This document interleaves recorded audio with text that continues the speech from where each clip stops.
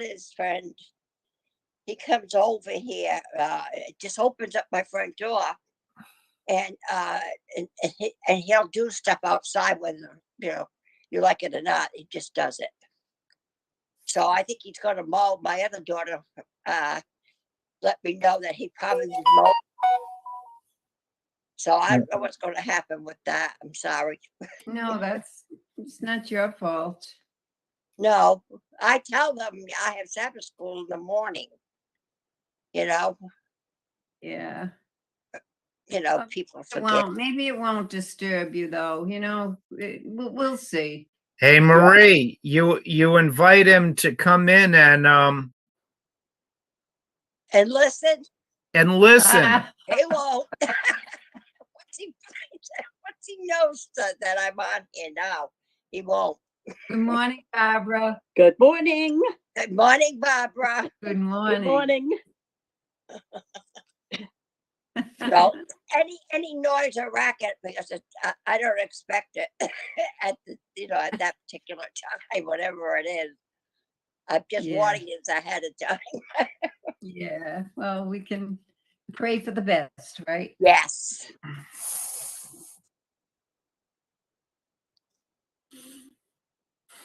Bruce, thought you were supposed to be on your way to church. No, why? Aren't you preaching today? Yeah, 11:30. Oh, well, too early, huh? Too early to go. Yeah. Okay. I'll be leaving in about an hour, maybe. Alrighty. Yeah. Oh yeah, I'm gonna get there a little bit early. Yeah. Was you there last week at the church building? No. Okay. What happened? No, I heard Bruce say Bruce Knight say there was some new people there. Oh, good. And I was wondering how many of our regular members are coming. Yeah. We're getting about 6 to 10 regular members. Oh, that little, huh? Oh. Dave, is that about right? That's what my memory says.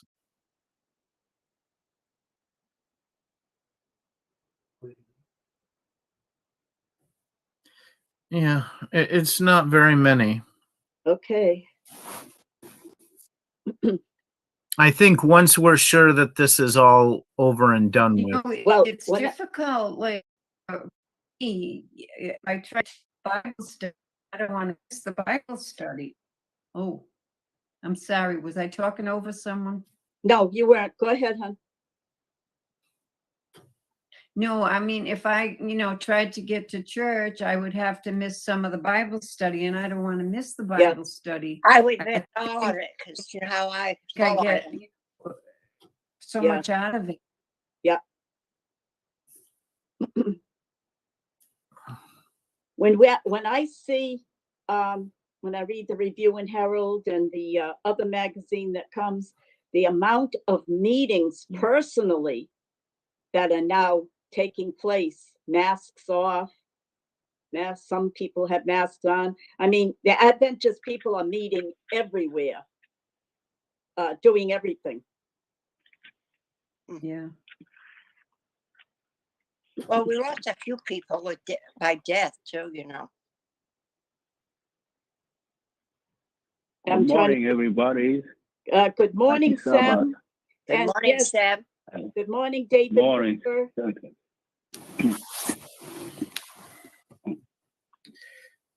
I'm sure Dave has a better idea of the actual numbers, but my best guess was 6 to 10, maybe 12 people.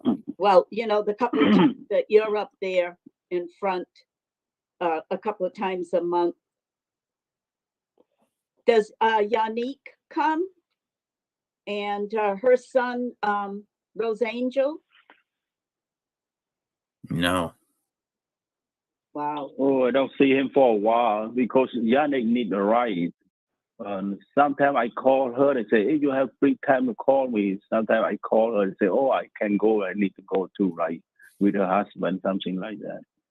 Oh, yeah. Now, I know her husband helps out at another Uh, church, he, or he that- helped start another church, so maybe he's busy there.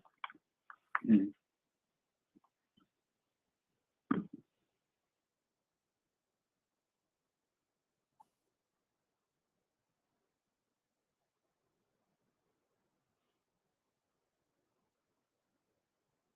Yeah.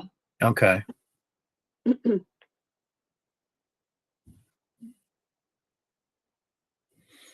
All right. On that note, are most of the regulars here? Yeah. So why don't we have Barbara say an opening prayer and we'll get started? Bruce, hun, Yes. I think I was supposed to have the lesson today, but we can do it together.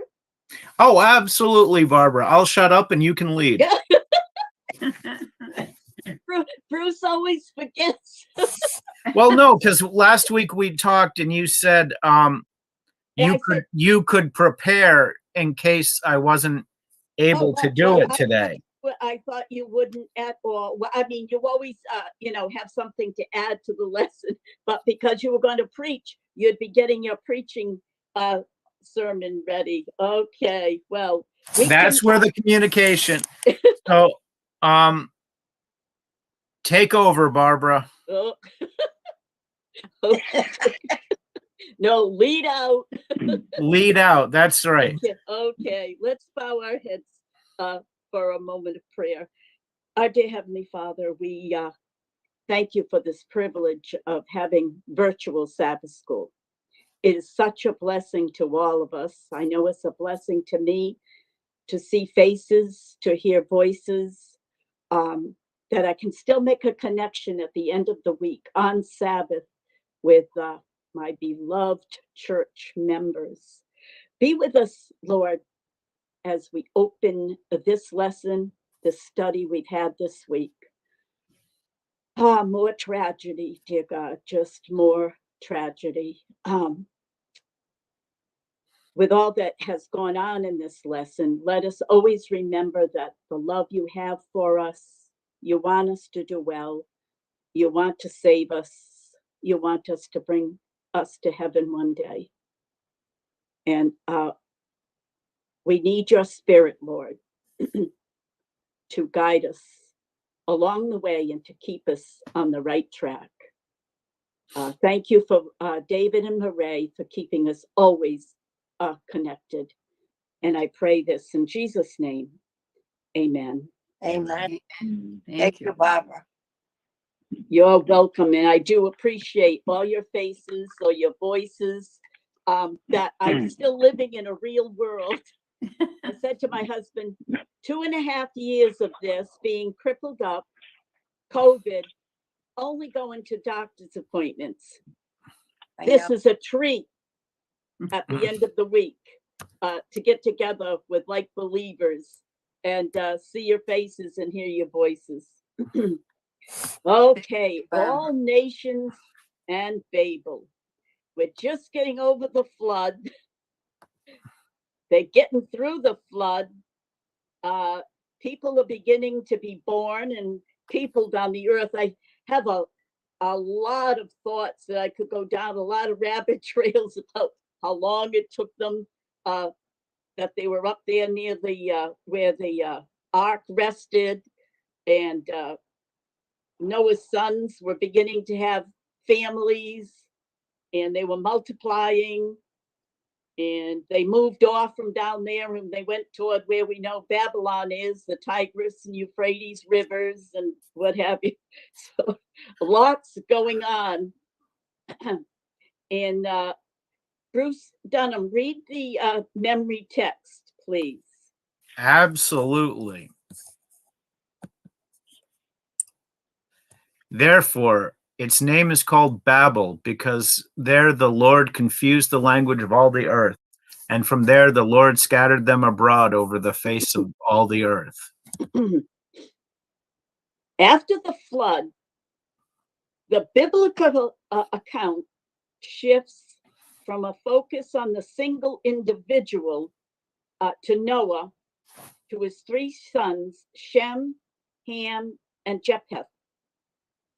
The particular attention on Ham, the father of Canaan, introduces the idea of Canaan, the promised land, and anticipation of Abraham, whose blessing will go to all the nations.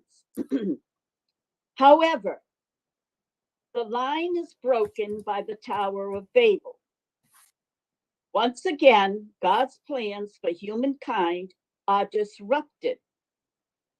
What was supposed to be a blessing, the birth of all nations, becomes another occasion for another curse. The nations unite in order to try to take God's place. God responds in judgment on them, and through the resulting confusion, the people get scattered throughout the world. What does it mean, Barbara, when it says, however, the line is broken by the Tower of Babel? Well, there's a big disruption there. They were supposed to go out and people the earth, right? But we got to, this is my thinking, maybe not right, but we have a disruption. They're going to stay together and do their own thing. How does that sound? They're going to build this city? Well, it really sticks out at me, and I really don't want to say this, but it is my question. It almost makes it seem like the author is saying that God was surprised that this happened and he hadn't planned for it.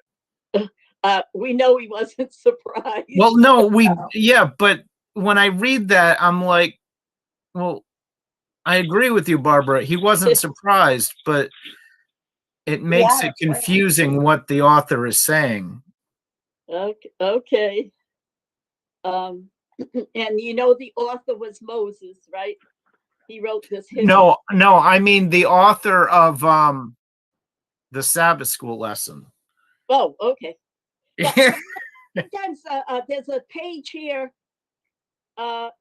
Let's see, was it Thursday? The redemption of the exile. And when we get there, I didn't know how to answer a certain question, but we'll get there. So let's see. The nations unite in order to try to take God's place. God responds in judgment on them, and through the resulting confusion, the people get scattered throughout the world, thus fulfilling God's original plan to fill the earth.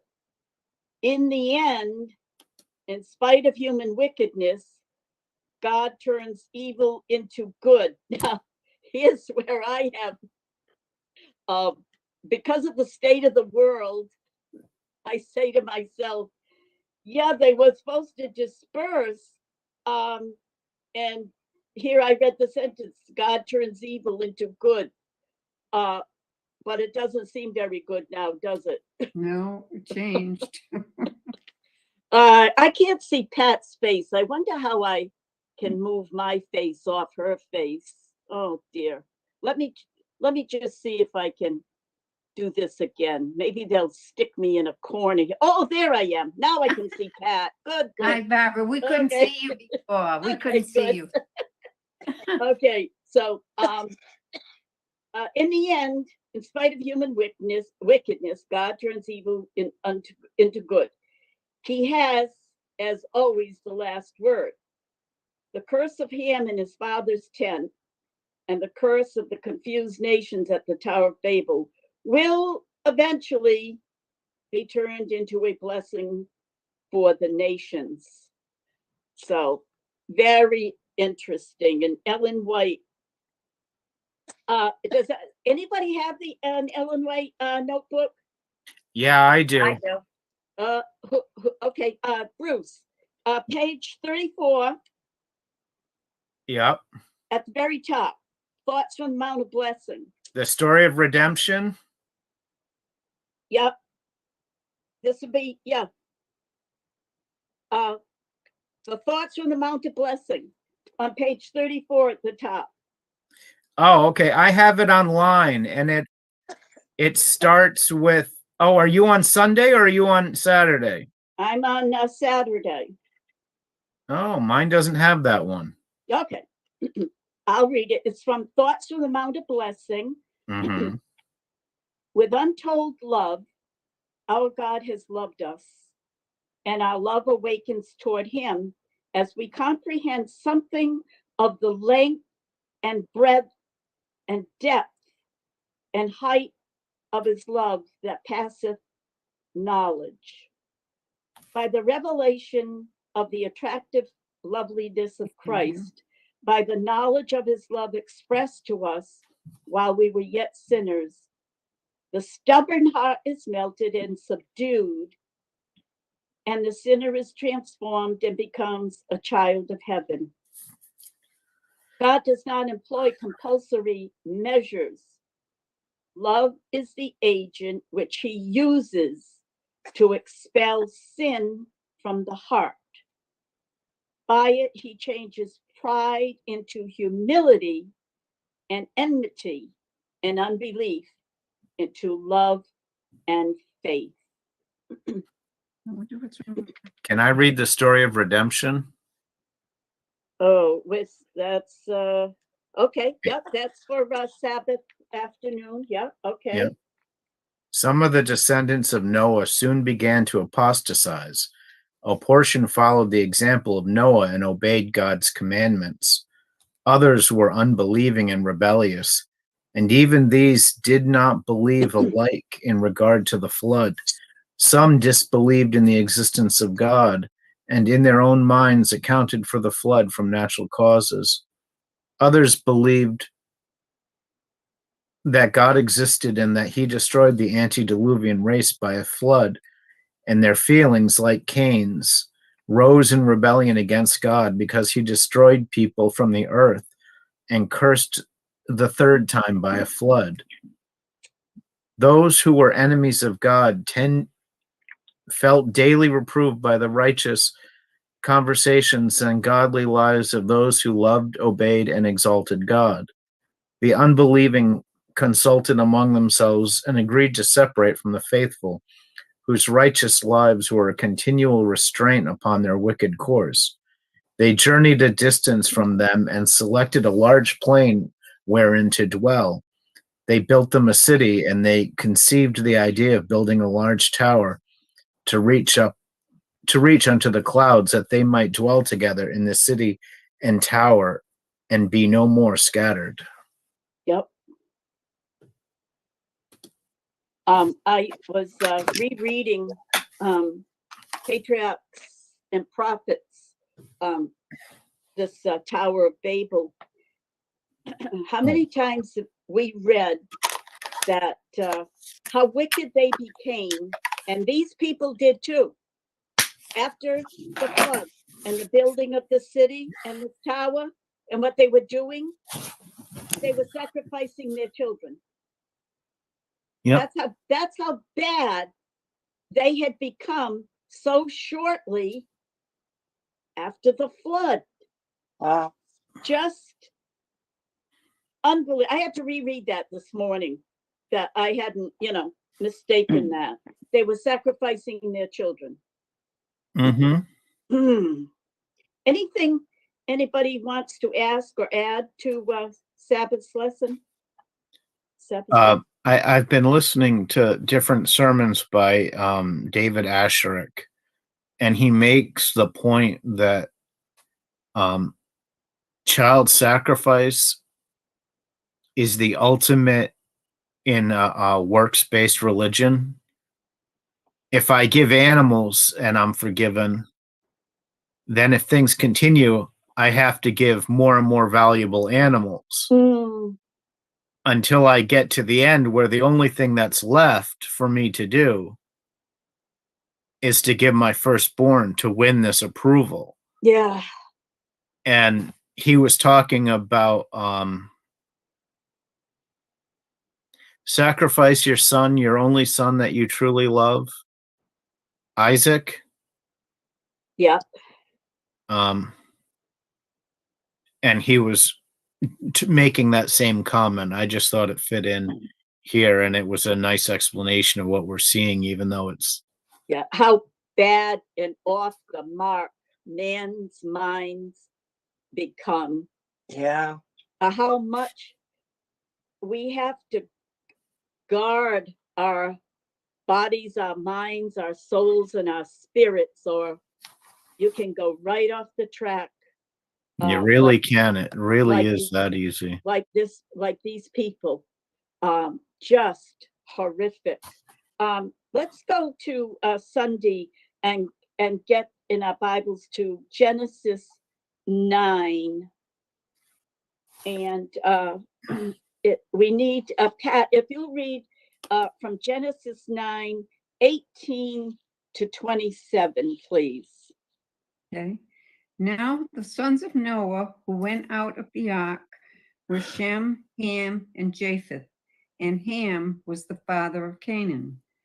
These three were the sons of Noah, and from these the whole earth was populated. And Noah began to be a farmer, and he planted a vineyard. Then he drank of the wine and was drunk and became uncovered in his tent. And Ham, the father of Canaan, saw the nakedness of his father and told his two brothers outside. But Shem and Japheth took a garment, laid it on both their shoulders, and went backward and covered the nakedness of their father.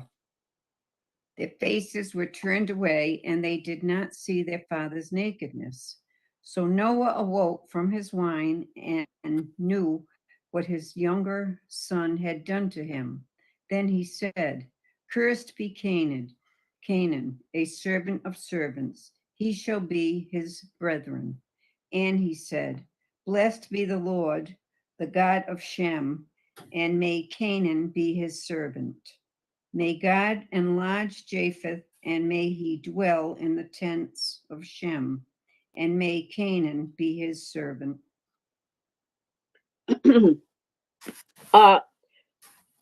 Not much is gone into here. I mean, until I got books and commentary, what was just read about what Ham did. Mm-hmm. I'm saying I didn't realize until I read further. Just this was unusual what he did, and he laughed about it. And I think I read somewhere, maybe in the commentary, Ham even told his sons, and they laughed about it. And the thing is that's so sad is, well, ask the questions here. What's the message of this strange story? And here we have Noah, and he lived, we know he was 600 at the flood. Was he 900 and something? I forget. Somebody can help me out. Well, So he lived 350 years after the flood. so he was old. Yeah. And look what he did. Look what he did. He was a farmer, and he got drunk. We never heard anything bad about him before, right? Right. And so that was, so it said, what is the message of this strange story? And I put, good and bad things still going on. Good people make mistakes. That's Noah. And never mind the sons. And God is still working with flawed people. Mm-hmm. It also has to do with the fact that these are, the fifth commandment says to honor thy mother and thy father, and it will be, Your life will be like long on the earth. yeah, something like that. Yeah. And well, I don't understand the walking backward with something on your back. I don't Okay. understand. Yeah. Okay. You know what it is? They did not want to see their father naked. Right. They well, you have to picture it how they would do it. They walked backwards so that they wouldn't, as they're putting the blanket on their dad, they wouldn't see his naked body. Okay. They weren't going to go in face first with a blanket. Well, yeah, no. That I understood. I'm just trying to picture it in my mind. Yeah, yeah, me too. They were really honoring him. Yeah. Yeah. They found it a disgrace that their dad was like that, Mhm. and they covered it up. What is it? Love covers a Love covers multitude a of multitude sins. of sins. Yes. Yeah. And Ham didn't do that. Okay, I have a question. I don't remember where it is in the lesson, so I think it's in today's. We find out that Noah got drunk two more times, Oh, I didn't hear that. Yeah. and one time he had sex with his older daughter. Oh, no. That's Lot. Lot, I think Lot. that Lot. That's Lot. Yeah, Lot. Abraham's nephew. Yeah. He had sex with both daughters. Right. That was yeah, Lot. Yeah. Oh, okay. Yeah. Never I know. mind then. That answers my question. Okay, Yeah. good. I know we study a lot. We have a lot of people doing a lot of things to keep it all straight, like the ages of people and who is who. So did anybody else write down what's the message of this strange story? Did anybody else write something? Yeah. Barbara, when go ahead.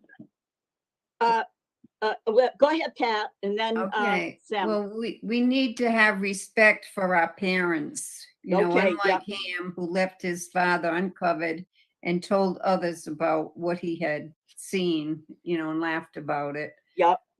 You know, that shows that you know, that commandment is it's just as important as the rest of them. Yeah. Okay, Sam. Yeah, so when you look at the Noah, they get drunk, but when you see that story and the same thing in Daniel, when Daniel he went to Babylon, he refused to eat the food from the king. But when you read chapter 9, when Daniel's praying, they say, I don't eat, I don't drink for 3 days. That means, wow, that means sometimes he's drinking alcohol too. But when I read that, I say, wow, that's the strange thing. And the same thing in Noah, because I believe something he did sin, but when he did sin, when he did something like that, he confessed before he do like sacrifice an altar, he keep confessing the sin, and then the Lord will forgive them. That's why they sometimes, even though the holy man is still has sin, because over time Jesus Christ died on the cross, they clean our sin, but for them they based on the sacrifice. When you have sin, you need to take the animal to sacrifice, and the Lord they owe them. They not forgive what they owe them when they forgive later. The same thing when Ham see the father nakedness and love it, because I from Asia, the culture different, because you cannot look to the father. Something like that is so shameful. You need to cover them, or you cannot look. If you look, somebody see it, you are the bad name. You're bad name. That's why even though the father naked or the mother, he cannot look and he cannot love, because you need to cover quickly, and you cannot tell anybody. Keep secretly in yourself. That feel ashamed. That's why I believe in that time, because like somebody brought up the 10 Commandments, you need to respect for your father and mother. Amen. Amen. I believe that, because that's all I say. Noah's act in his vineyard echoes Adam's in the Garden of Eden. The two stories contain common motifs: eating of the fruit, resulting in nakedness, then a covering, a curse, and a blessing. Noah reconnects with his Adamic roots and unfortunately continues the failed history.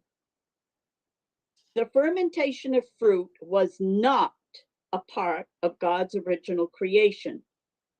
Noah indulged, then lost self-control and uncovered himself. The fact that Ham saw his nakedness hints at Eve, who also saw the forbidden tree. This parallel suggests that Ham did not just see furtively, by accident, his father's nakedness. He went around and talked about it without even trying to take care of his father's problem.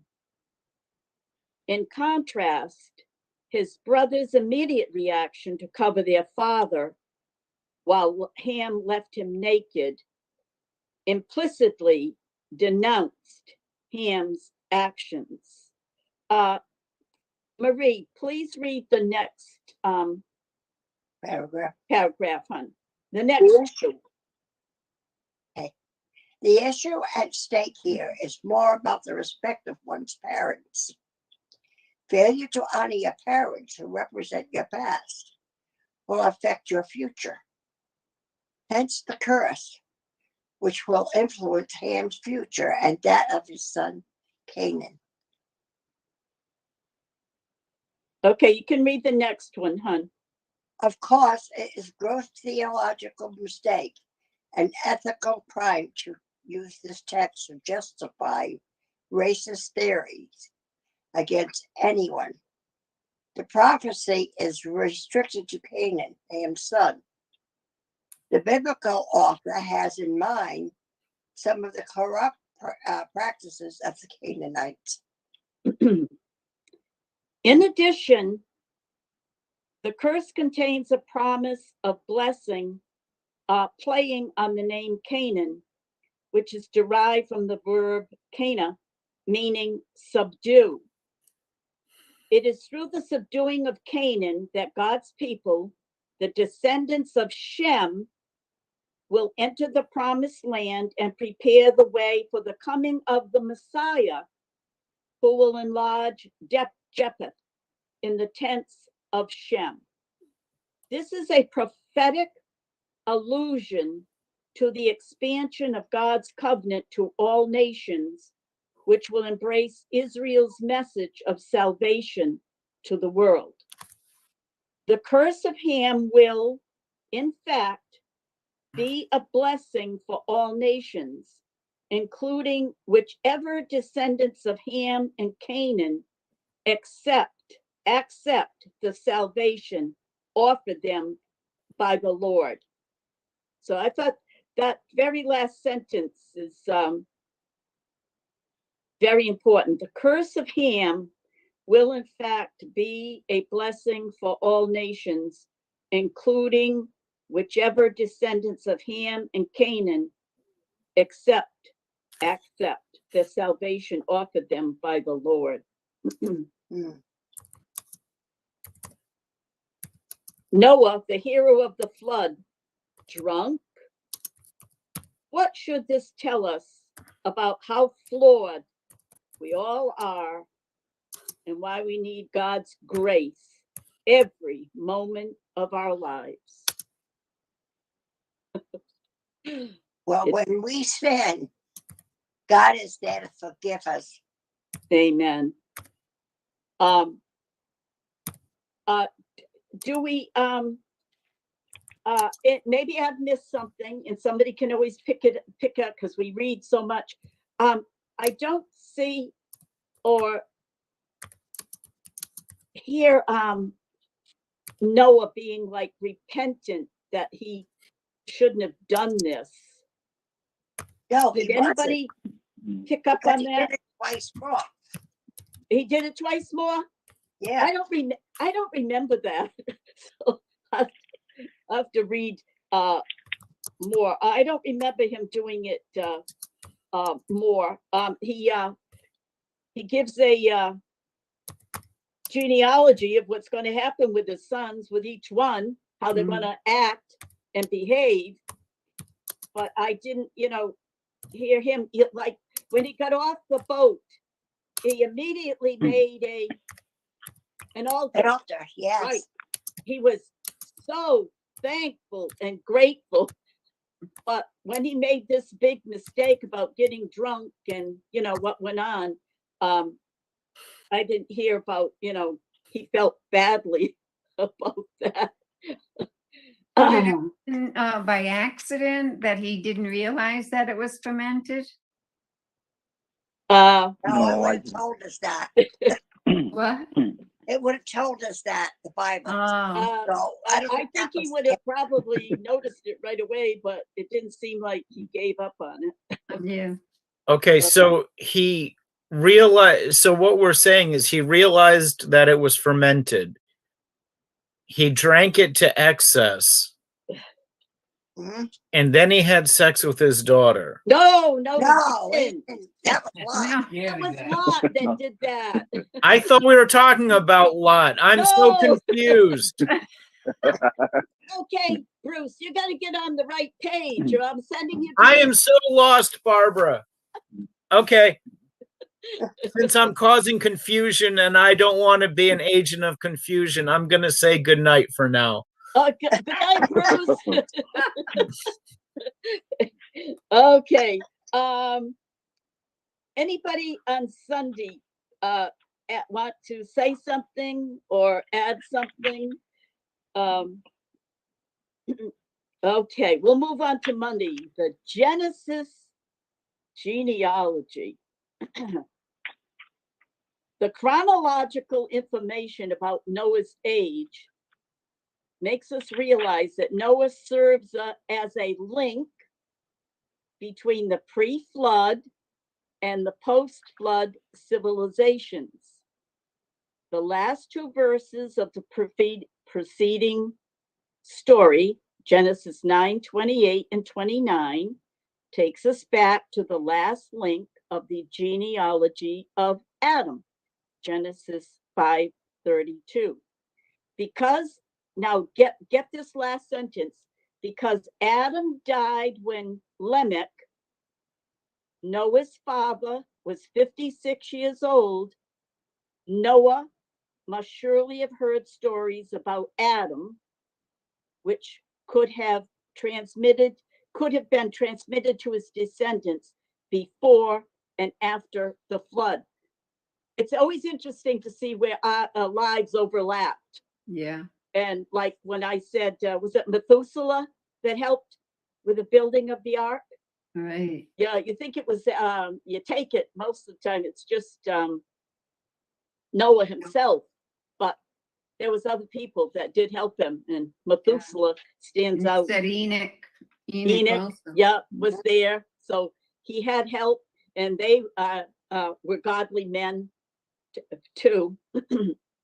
Okay, when we looked at Genesis 10, they said, read that. What is the purpose of the genealogy in the Bible? It's to connect the stories, it proves truth of the Bible. Right. Unity of the human race, all descended from a common source, can trace your origins back to Noah and his three sons. They keep us connected all through the Bible, from the beginning right down to the end. And we even know that the Jesus, our Messiah, came through the line of Shem. Right. Mhm. So it was keeping us connected. Sometimes it's interesting to read those chapters in the Bible, who begat who and how long they lived. And other times it can get quite boring, and you would Yeah. forget it as soon Yeah. as you read it. Yeah. Well, they're so difficult to pronounce too. Oh, You just that's Yeah. true. Mm. That's true too. Yes. But I wrote, it gives a firm foundation to our faith. Amen. Yeah, it keeps us connected right up till today. We know Yes, where we came from, Right. and we know where we're going. I have to admit, I jumped over a lot of it. Oh, yeah, I do too. Down to the principal's office. She skipped a chapter. Yeah.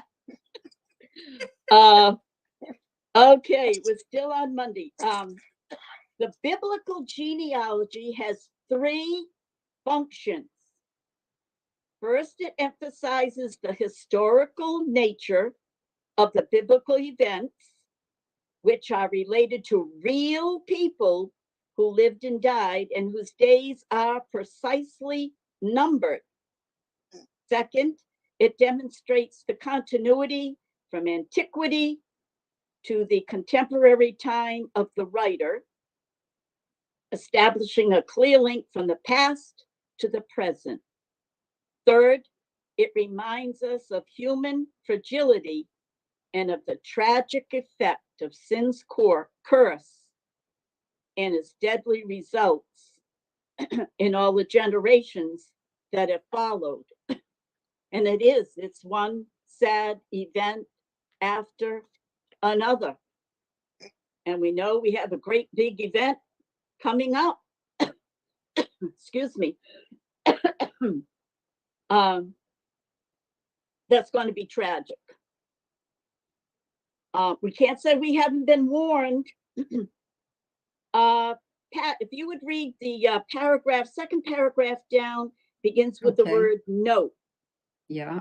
Note that the classification of Hamite, Semite, and Japhite does not follow clear criteria.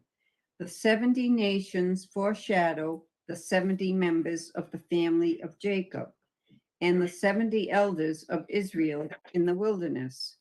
The idea of a correspondence between the 70 nations and the 70 elders suggests the mission of Israel toward the nations.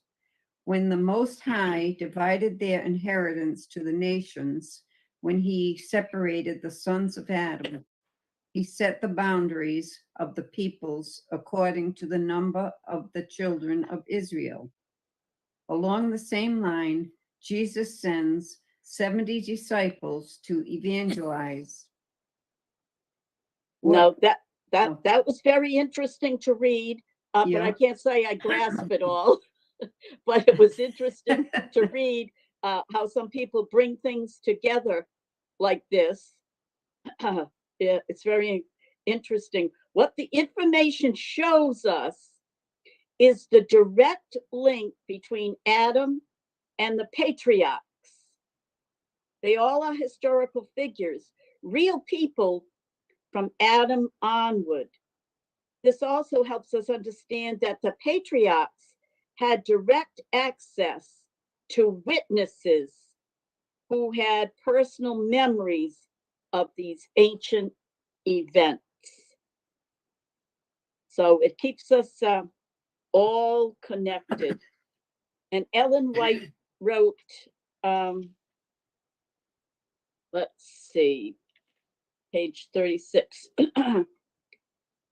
The Bible presents a boundless field for the imagination as much higher and more ennobling in character than the superficial creations of the unsanctified intellect, as the heavens are higher than the earth. The inspired history of our race is placed in the hands of every individual. All may now begin their research. They may become acquainted with our first parents as they stood in Eden in holy innocency, enjoying communion with God and sinless angels. They may trace the introduction of sin and its results upon the race and follow step by step down the track of sacred history as it records the disobedience and impenitence of man and the just retribution for sin.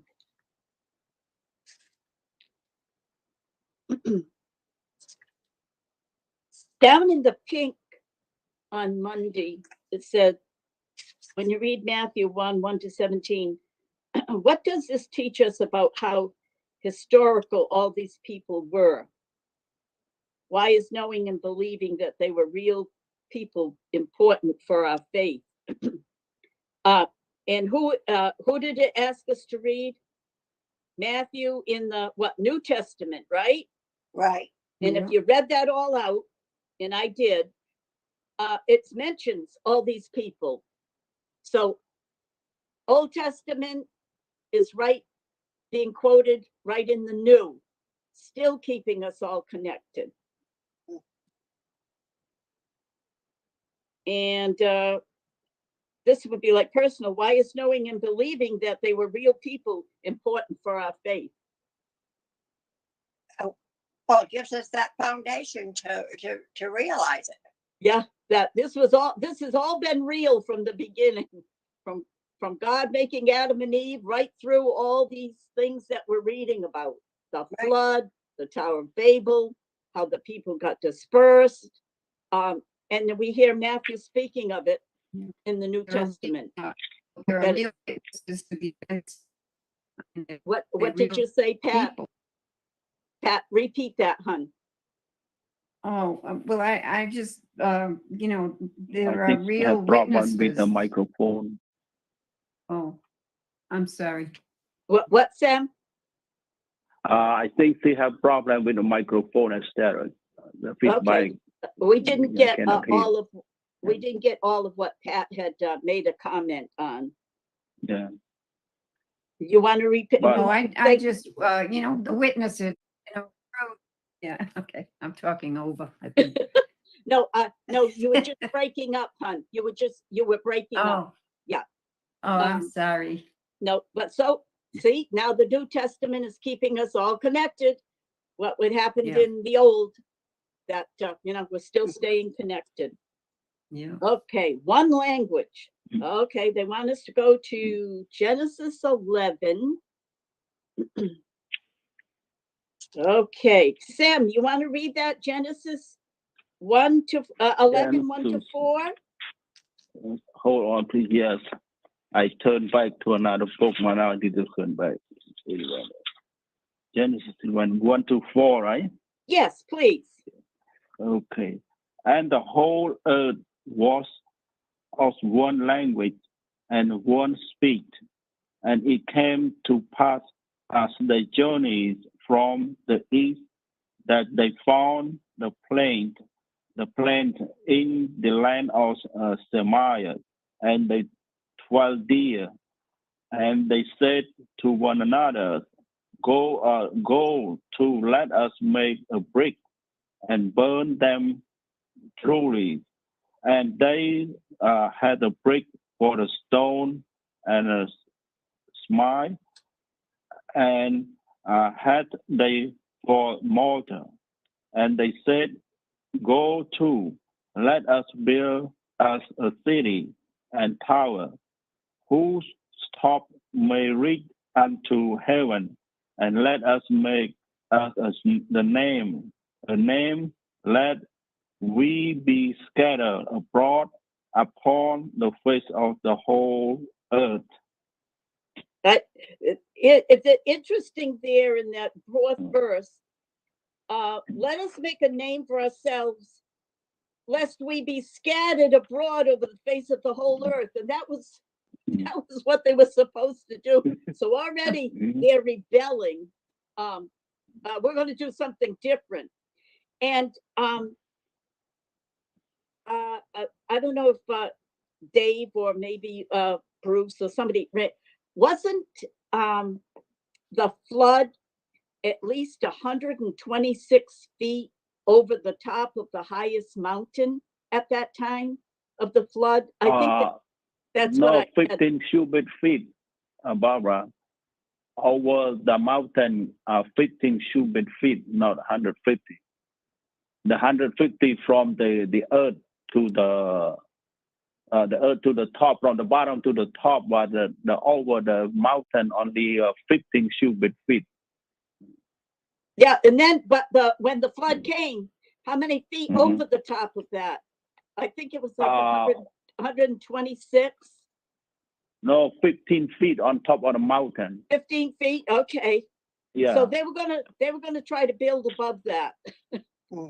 Yeah. Woo, that's a lot of tower to build. Okay, it says, why were the people of the whole earth so keen to achieve unity? When you read that Genesis 11, 1-4, why were they so keen to achieve unity? Patricia, here's your reminder. Drops again. Who is that?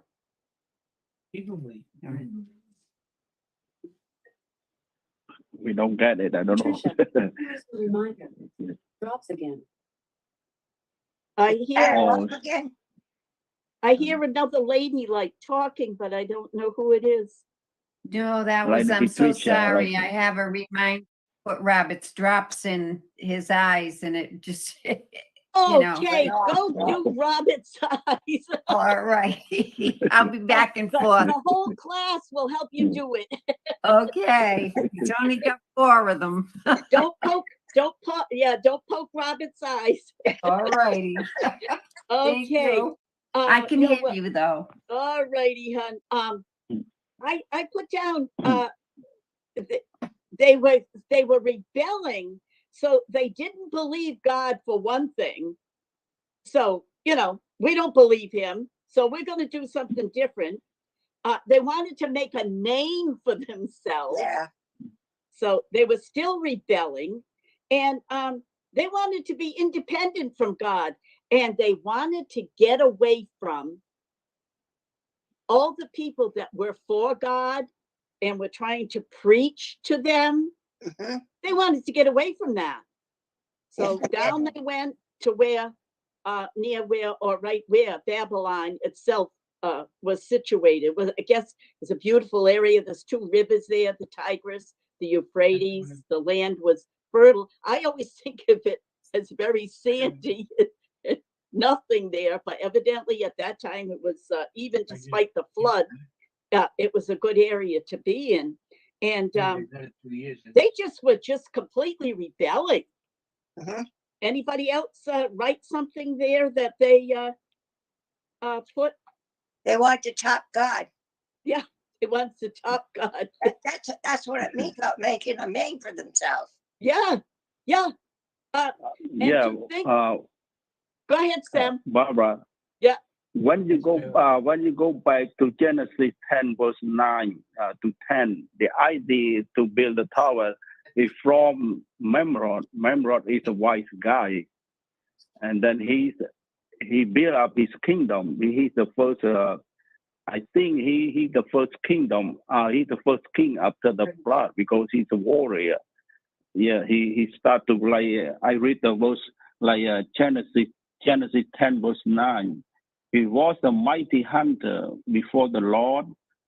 Wherefore, it is said, even as a Memrod, the mighty hunter before the Lord. And verse 10, and the beginning of his kingdom was Babel and erected, and a camp and a Carnet in the land of Shemaiah. I think the idea is that Memrod he's a warrior. That's why he start up.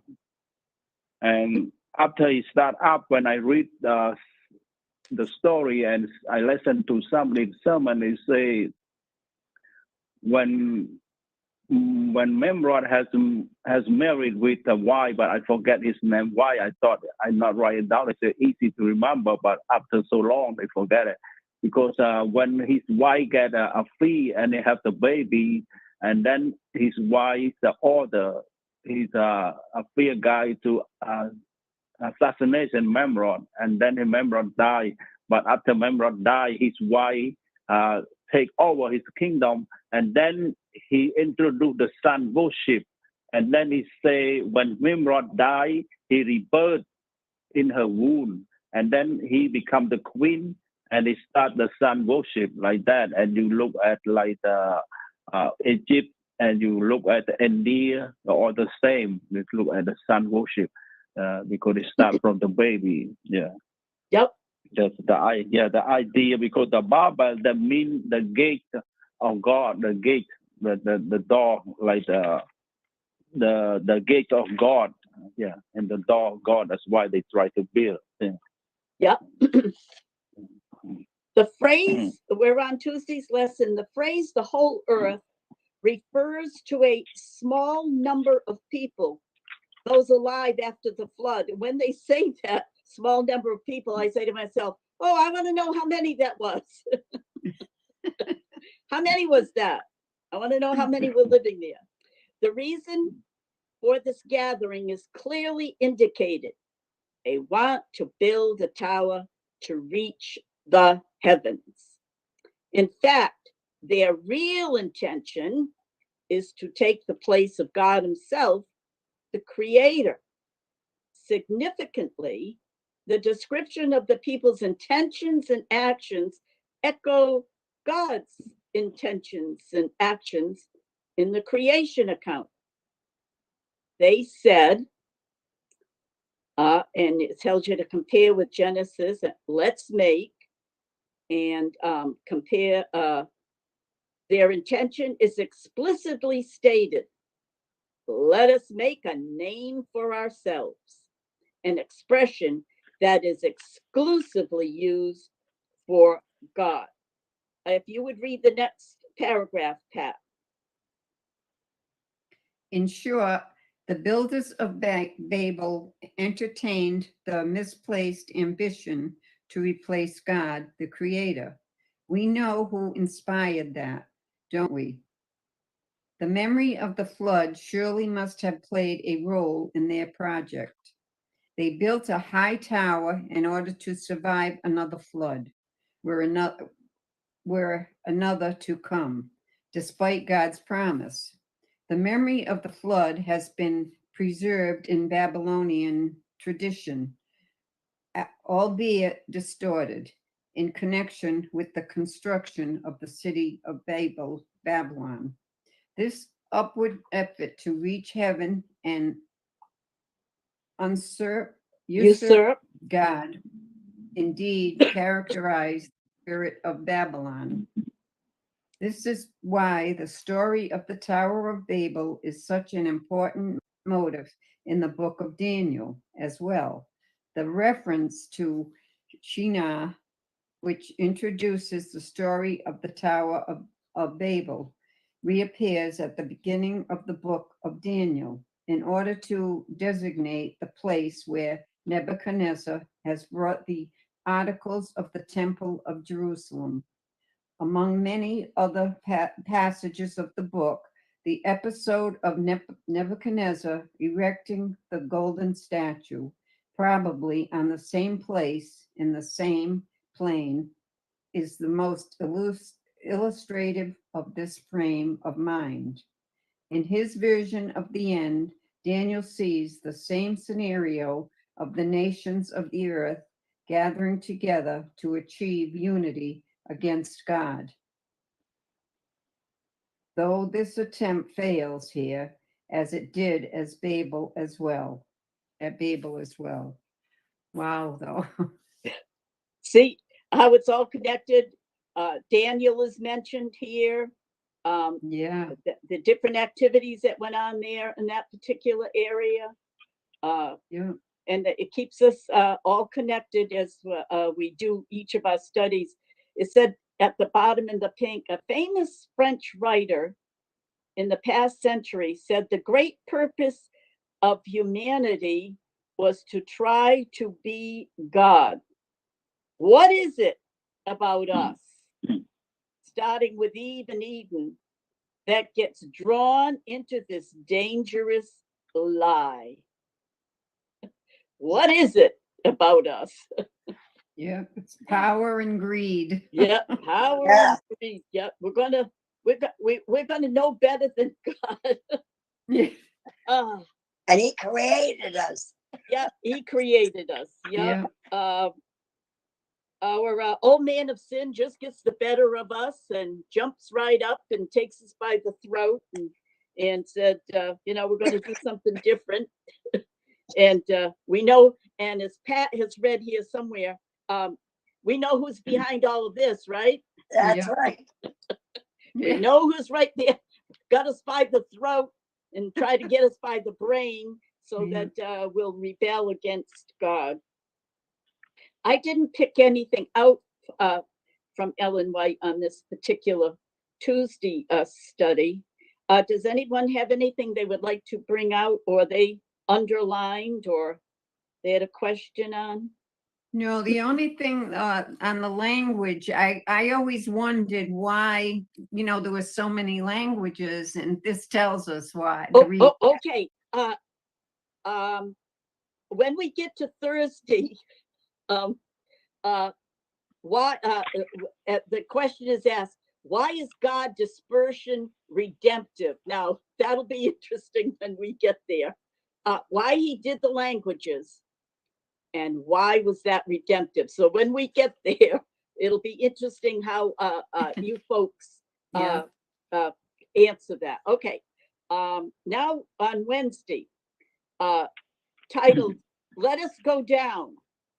Okay, now that's plural there. Okay, we'll go to Genesis 11. Genesis 11. Marie, do you have that, hon? I do. Okay, if you'll read that, Genesis 11, 5 to 7. Okay. And the Lord came down to see the city and the tower, which the children of men built. And the Lord said, behold, the people is one, and they have all one language. And this they begin to do. And now nothing will be restrained from them, which they have imagined to do. Go to, let us go down, and there confound their language, that they may not understand one another's speech. Okay. No. That verse 6, and the Lord said, indeed, the people are one, and they all have one language, and this is what they begin to do. Now, nothing that they propose to do will be withheld from them. Go ahead, hon. They understood each other, so they were able to build this tower. Yeah, and this, we saw what the Lord said. Let's go down and take a look at this tower in this city, and the Lord said, yep, they're all one, and look at what they're doing as a unit. They're all speaking one language, and nothing and to do will be withheld from them. They're going to do everything as one unit. Okay, yep. So verse I forget where I'm at here. 7 says, "Let us." So that's is Jesus and someone else went down and said they're going to confuse the language. Yeah. We don't want them understanding each other. I've had enough. I have had enough. Too much sin. What, hon? Too much sin. Yeah, too much rebellion. I mean, they're just one unit that's going to think like this. And not good. So why did he we read why he came down, because he did not like what he was seeing. Right. And said what was we know what the event that motivated this divine reaction. God did not like what he saw, and something very special was going to happen. Ironically, although the men were going up, God had to come down to them. The descent of God is an affirmation of his supremacy. Now, just think about that sentence for a minute. Think of where we are and think of where he is. This is an affirmation of his supremacy.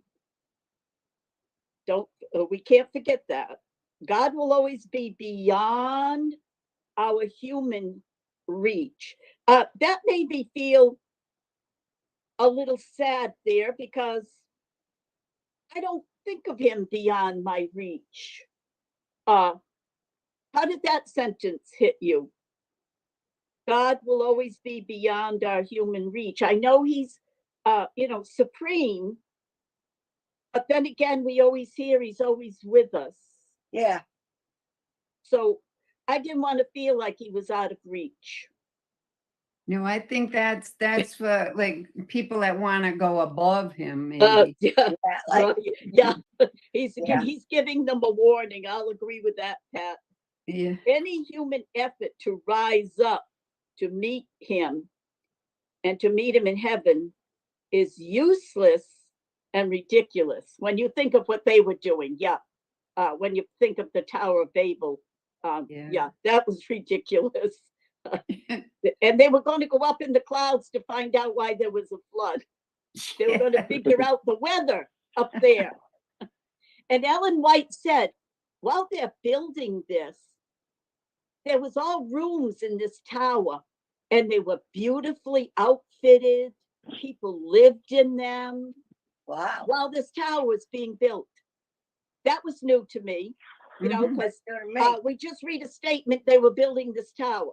Right. Okay, all right, some kind of tower. You don't think anybody living in it. They're just No. building it and everything. They were living in it as it was being built.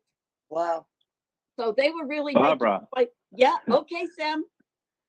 I always ask a question for myself. They say they make a room for that. I say, how can the first floor live in when the flood coming? Where they go? Yeah. Yeah, because I said that they didn't that's believe not a good God. idea. Yeah, they didn't believe God. No, because they Yeah, they- God already had That's God so already had the Well, rainbow. they were hoping they could scurry to the top, Sam, because they How believed. can they go to the top? Yeah, Yeah. because so many people. I know. Yep. It's let's see. Any human effort to rise up to meet him in heaven is useless and ridiculous. No question. That's why, in order to save us, Jesus came down to us. There was indeed no other way for him to save us. And how true that is. The great irony in the Tower of Babel account is seen in God's statement to see the city and the tower. God did not have to come down to see, but he did so anyways. The concept emphasizes God's involvement with humanity. There you go. They disbelieved that God was anything anymore. They were rebelling completely against him. Mhm. And he came down and he said, I'm still here. I'm still here. And I hear everything. I can see everything. I know what you're doing. And it's not good. It's not good. Then they wanted us to go to Luke 1. Luke 1. Do you have that, Marie? Luke 1. I can get that quickly. Okay, thanks, hon.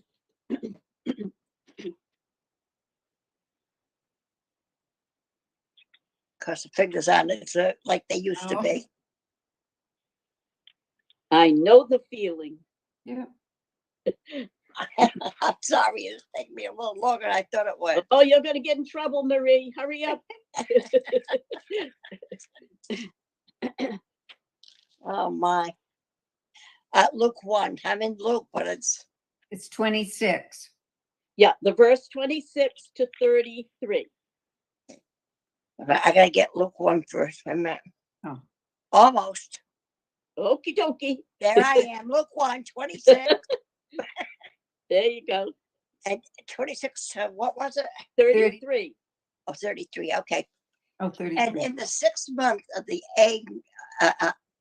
and in the 6th month, the angel Gabriel was sent from God unto a city of Galilee named Nazareth to a virgin espoused to a man whose name was Joseph of the house of David, and the virgin's name was Mary. And the angel came in unto her and said, Hail, thou that art highly favored, the Lord is with thee. Blessed art thou among women. And when she saw him, she was troubled at his saying, and cast in her mind what manner of salutation this must be. And the angel said unto her, Fear not, Mary, for thou hast found favor with God. And behold, thou shalt conceive in thy womb, and bring forth a son, and shalt call his name Jesus. He shall be great, and shall be called the Son of the Highest, and the Lord God shall give unto him the throne of his father David. And he shall reign over the house of Jacob forever, and of his kingdom there shall be no end. So the author of this lesson gave us here to read Luke to show us about God's coming. And he showed us in the New Testament about the announcement of Christ's birth to Mary. So this is how Jesus came down to us. The descent of God reminds us also of the principle of righteousness by faith and of the process of God's grace. Whatever work we may perform for God, he will still have to come down to meet with us. It is not what we do for God that will bring us to him and to redemption. Instead, it is God's move toward us that will save us. In fact, the text in Genesis talks twice about God going down, which seems to imply how much he cared about what was happening there. Do you remember Sodom and Gomorrah? Yeah. Who came down? Yeah, he said to it. Angel, Who was it that Abraham met? the Lord. Yeah. He actually talked with the Lord Mhm. because he was so concerned about what was going on in Sodom and Gomorrah. He had a discussion with Abraham. And who was living in Sodom and Gomorrah area? Lot. Lot was, right? Mhm. Lot was living there, his nephew. And he talked with the Lord about how to try to save the place. If there were a certain amount of people in the place, you know, if it could be saved. So the Lord came down there. The Lord came down to us when he was born to be here with us and to minister to us. According to the text, the Lord wanted to put an end to the people's deep-seated unity, which, given their fallen estate, now I have this all underlined, could lead only to more and more evil. That's why, that's probably, here we are, Pat, that's why he chose to confuse their languages, which would bring an end to their united schemes. Right. Okay, Yep. so That answers that. there you go. Yeah, they were one big block of people, although one area there was not a lot of people, but this was a block of people. And I have on Thursday's lesson, I have something I read out of Ellen White that is a sentence that I'm going to bring to you folks. Okay, so now we know he's got to stop this unity of evil. The schemes of Babel, the schemes of the Babel builders ended in shame and defeat. The monument to their pride became the memorial of their folly, yet men are continually pursuing the same course, depending upon self and rejecting God's law. It is the principle that Satan tried to carry out in heaven, and the same that governed Cain in presenting his offering. How do we see in the Tower of Babel account another example of human hubris and how ultimately it will fail? What personal lessons can we take from this story? Well, we can see where folly is going to end up, whether today or tomorrow or several years down the line. There's going to be an end to it, right? Yes. Yeah. Going to be an end to it. Okay, Thursday's lesson. The redemption of the exile. Now, it said, read Genesis 11, 8, and 9, and Genesis 9, 1. And I will do that now. You'll have to pardon my voice. I'm still dealing with something with my voice, Yeah. my ear. I have like sound tunnels in my head, like echoes all around. I hope I don't sound too awful. No, you don't. Okay. Genesis 11, 8 and 9. And I'll read 9, 1. So the Lord scattered them abroad from there over the face of all the earth, and they ceased building the city. Therefore, its name is called Babel, because there the Lord confused the language of all the earth, and from there the Lord scattered them abroad over the face of all the earth, which they were told to do, and now he's doing it. And 9:1 says, got to go backwards here, 9:1. So God blessed Noah and his sons and said to them, be fruitful and multiply and fill the earth. Well, he had to come down and do something in order to correct an error that was going on. Yeah. He said, I want you to be over the face of the earth. And they said, no, we're not.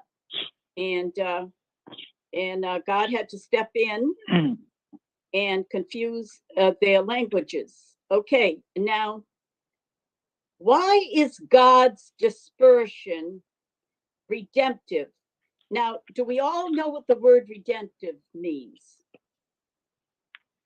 Or redeemed? Would that, you all agree it means, in very simple words, to be saved, to be Yes. redeemed? Okay. Why is the dispersion redemptive? Well, I got an excellent sentence from Patriarchs and Prophets by Ellen White. Had they gone on unchecked, they would have demoralized the world in its infancy. I think that really spells it out. If they had been allowed to do as they were doing, it's like, what chance was there for the world if this was going to be going on? Right. So they were scattered. And, I'm thinking here, okay, they were scattered. They had to be scattered. And look at what the nations of the world are doing now. Like today in our time. Yeah. Huge Russia attacking Ukraine. Oh, I mean, just slaughtering them. And you say, oh, Lord. I say to myself, how is that redemptive? Oh, dear, the nations is now the nations are at it. Yeah. But it would have been worse. They would have demoralized the world in its infancy. Right. It was being born again with Noah and his sons. This was the second birth of the earth. And it just would have been really bad at the infancy, at the beginning, just like it was what happened at the beginning before the flood. with Adam and Eve and all those descendants. So they stopped trying. They tried to be. They were stopped. They were trying to be God, uniting for evil, and they would have set up a whole new religion. And we know what they were doing already, as I read in Ellen White in Patriarchs and Prophets, the Tower of Babel. They were sacrificing their children already. So God said, this evil has got to stop right here before it becomes worldwide in its infancy, while the world is still young and we're starting over again. God's design and blessing for humans and what they would, God's design and blessing for humans was that they would multiply and fill the earth. Against God's plan, the builders of Babel preferred to stick together as the same people. One reason they said they wanted to build the city was so that they would not be scattered abroad over the face of the earth. Well, that's interesting. We're told to scatter, and oh no, we're not going to do it. They refused to move elsewhere, perhaps thinking that together they would be more powerful than they would be if they were separated and scattered. And in one sense, they were right. Unfortunately, they sought to use their united power for evil and not good. They wanted to make a name for themselves, a powerful reflection of their own arrogance and pride. Indeed, whenever humans, in open defiance of God, want to make a name for themselves, we can be sure it won't turn out well. It never has. And when you think of Lucifer in heaven and what he was trying to do, take over God's place. Take over the place of Jesus. And be the ruler. And you know that he's influencing these people down here in Babel, the city and the tower.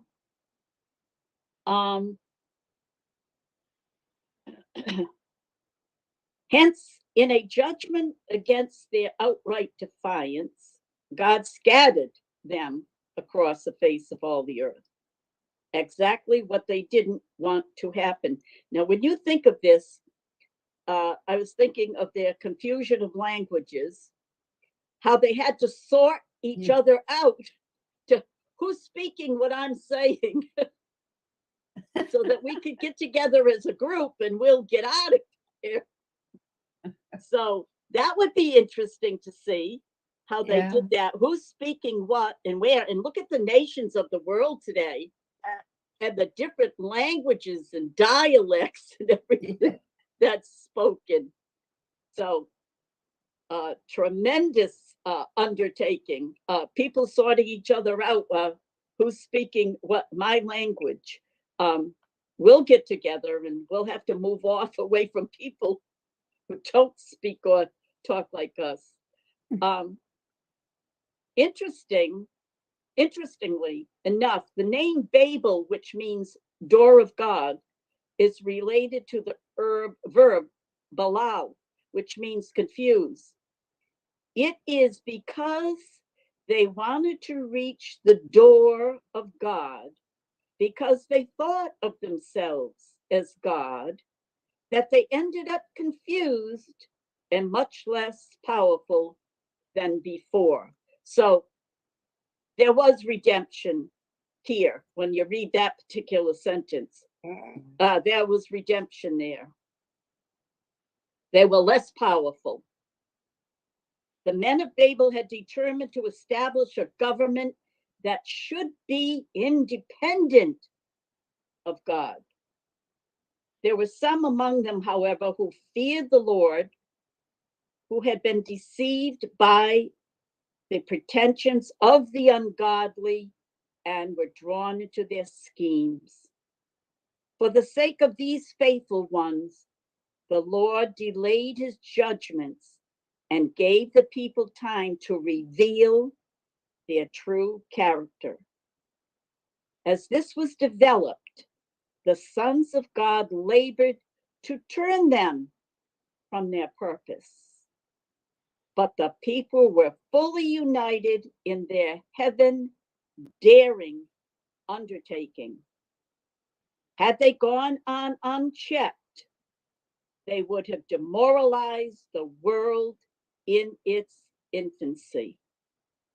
Their confederacy was founded in rebellion, a kingdom established for self-exaltation, but in which God was to have no rule or honor. So at the time that this city was built, there was a city and this tower, there were people of God that were trying to change them from what they were doing. And it wasn't working. And the godly people were getting coerced to do bad things. So I can see now, when I had trouble at first, how was the dispersion redemptive? Well, the earth didn't become demoralized in its infancy. There was still a chance. There was still godly people on the earth. There will always be a remnant. There'll always be a remnant. So there was always be good people on this earth. And the three angels' messages is going to be broadcast, and it is. Yes, yeah. It is.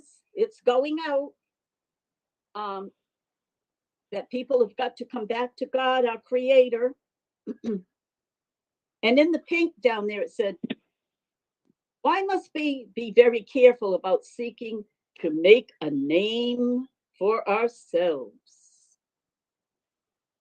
Well, as evil and sinful as we are, it's best that we don't make a name for ourselves. Right. It's not going to end up very good. Yeah. Would you say? Try to do everything to the glory of God, not for ourselves. Right. Not for ourselves, right? Because we're not going to bring any kind of real goodness to making a name for ourselves. Anybody want to bring out anything in this Thursday's lesson, or in this lesson itself? What can we take from it?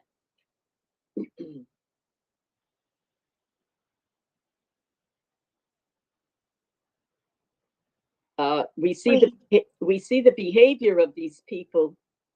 Well, if we do anything, for another or whatever, we're not supposed to broadcast it. That would be making a name for ourselves. Okay, yeah. Don't let the left hand know what the right hand is doing. Right. Yeah.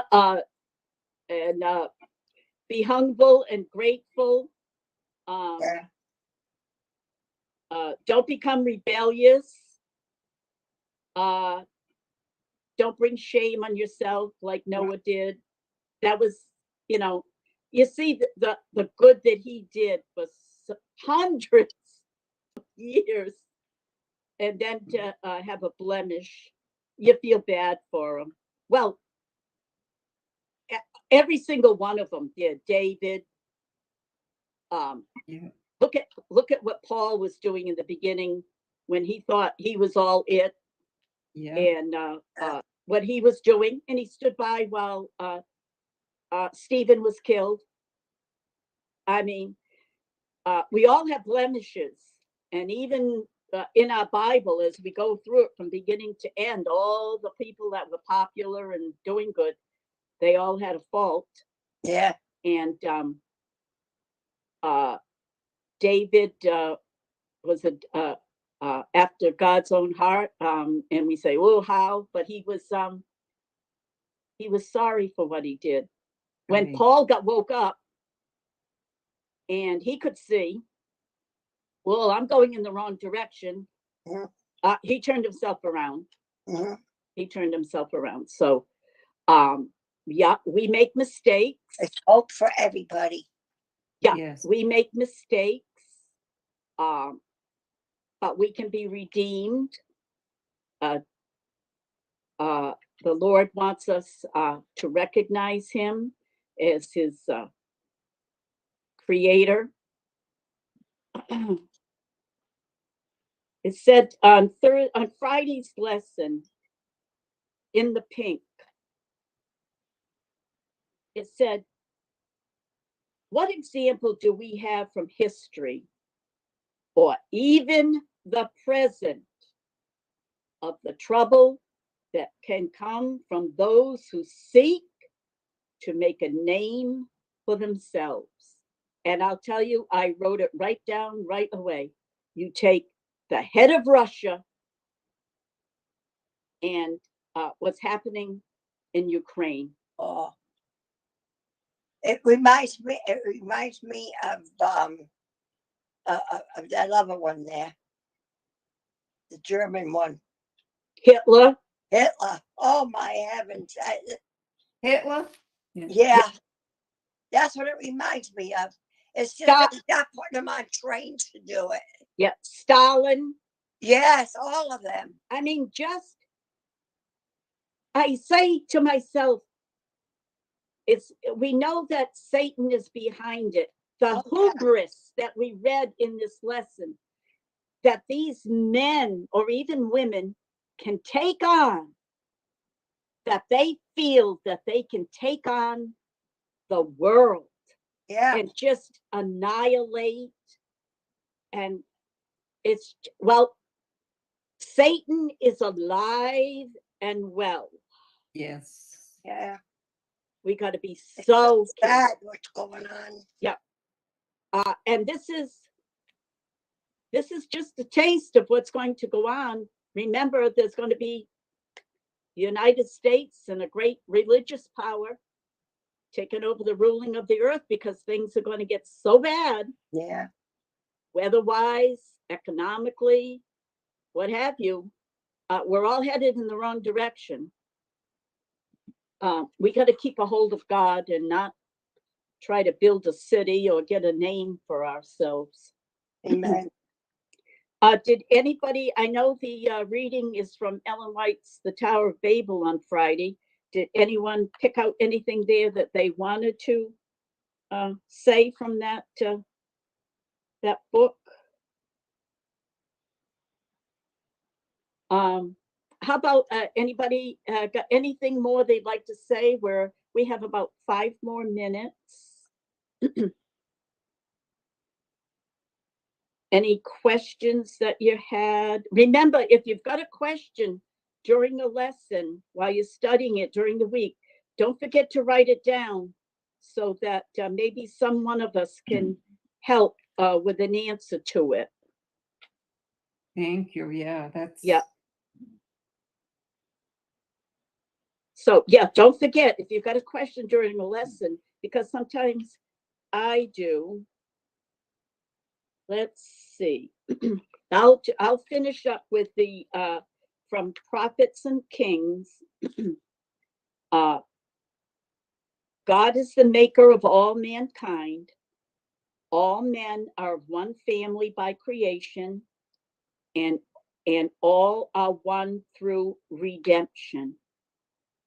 Christ came to demolish every wall of partition, to throw open every compartment of the temple courts, that every soul may have free access to God. His love is so broad, so deep, so full, that it penetrates everywhere. It lifts out of Satan's influence those who have been deluded by his deceptions, and places them within the reach of the throne of God. the throne encircled by the rainbow of promise. In Christ, there is neither Jew nor Greek, bond nor free. Okay, we'll close with a word of prayer. So good to see your faces and hear your voices.